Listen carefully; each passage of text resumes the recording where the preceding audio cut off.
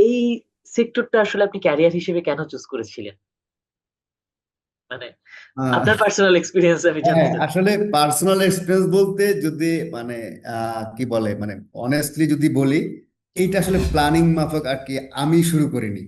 Planning মাফিক শুরু করা নাই। যেমন আজকাল যেটা হয়, অনেকে মনে করেন যে স্কুল লেভেল বা আমরা যেটাকে বলি এসএসসি স্ট্যান্ডার্ড থেকে অনেকে প্ল্যান করে আপনি নেক্সট ক্যারিয়ারটা সে কোথায় নিয়ে দাঁড় করাবে, হ্যাঁ সে কোন এডুকেশন ইয়েতে যাবে ইত্যাদি।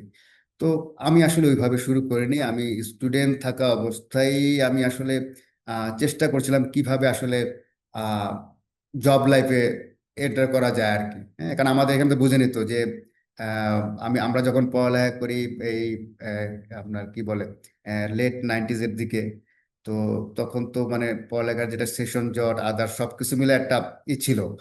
আর এই জব বা চাকরির বাজার বাংলাদেশে সবসময় একটু আহ কি বলে একটু ছোট। তো সেদিক থেকেই পড়ালেখার সময় চিন্তা করা যে আমি কোনো একটা প্রফেশনে ঢুকে যাওয়া আর কি। হ্যাঁ, তো সেখান থেকে অপরচুনিটি হয় আমার এই একটা মাল্টিনেশনাল কোম্পানিতে কাজ করার। তো এখানে প্রোডাকশন ট্রেনি হিসেবে জয়েন করি as a under quality assurance department. তো সেই থেকে শুরু। তো কাজ করতে করতে আসলে এটা মানে কি বলে ওই কাজের প্রতি একটা চলে আসা, ভালো লাগা চলে আসা, ভালোবাসা চলে আসা। এবং যত এটাতে ছিলাম তত এটার প্রতি আরো বেশি চলে আসছে। কারণ কোয়ালিটি অ্যাসুরেন্স এরকম একটা জিনিস যে আপনি প্রতিনিয়ত আপডেট হচ্ছে। প্রতিনিয়ত আমরা এখন যে কাজ করছি এটাকে বলতে পারেন এক ধরনের fourth regulation of quality assurance. হ্যাঁ, যেটাকে আমরা টিকিউএম বলি, টোটাল কোয়ালিটি ম্যানেজমেন্ট সিস্টেম।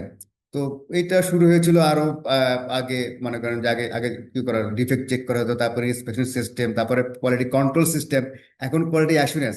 এবং নেক্সটে মনে করেন আসতেছে ইন্ডাস্ট্রিয়াল বেস, যেটাকে আমরা ইন্ডাস্ট্রিয়াল রেভলিউশন 4.0 বলি। এবং সেই সেম স্ট্যান্ডার্ডে কোয়ালিটি 4.0 আসতেছে। তো এই যে টাইম টু টাইম আপডেট হচ্ছে, তার সাথে যখন আমিও আপডেট হচ্ছি, অ্যাডপ্ট করতেছি, তখন দেখা যাচ্ছে যে আসলে এই মানে এই ক্যারিয়ারটা আসলে তখন আর মানে মানে আমার কাছে খুব একটা মানে বার্ডেন মনে হচ্ছে না, বা খুব একটা এই মনে হচ্ছে না, না এটা আমাকে ছেড়ে চলে যেতে হবে। এবং একটা লং টাইম যখন একটা প্রফেশনে কাজ করা হয়, তখন ওইখানকার কিন্তু আপনার কি বলে আহ, আপনার যে দক্ষতা স্কিল ওইটা আরো গ্রো করে। হ্যাঁ, তো যখন একটা জায়গায় আপনি দক্ষ হয়ে যাবেন, তখন অবশ্যই আপনি মানে আরো কিছু নতুন কিছুতে ঢুকে আপনি করবেন। হ্যাঁ, আপনি নতুন কিছু লার্নিং করবেন, নতুন কিছু অ্যাড করবেন ওই টপিকের উপরে, ওই সাবজেক্টের উপরে। তো এভাবে আর কি আসলে আমার মানে এই কোয়ালিটির তে আসা এবং এখানেই থেকে যাওয়া আর কি। হ্যাঁ, খুব একটা প্ল্যান করে যে আমি আসছি আসলে এটা না।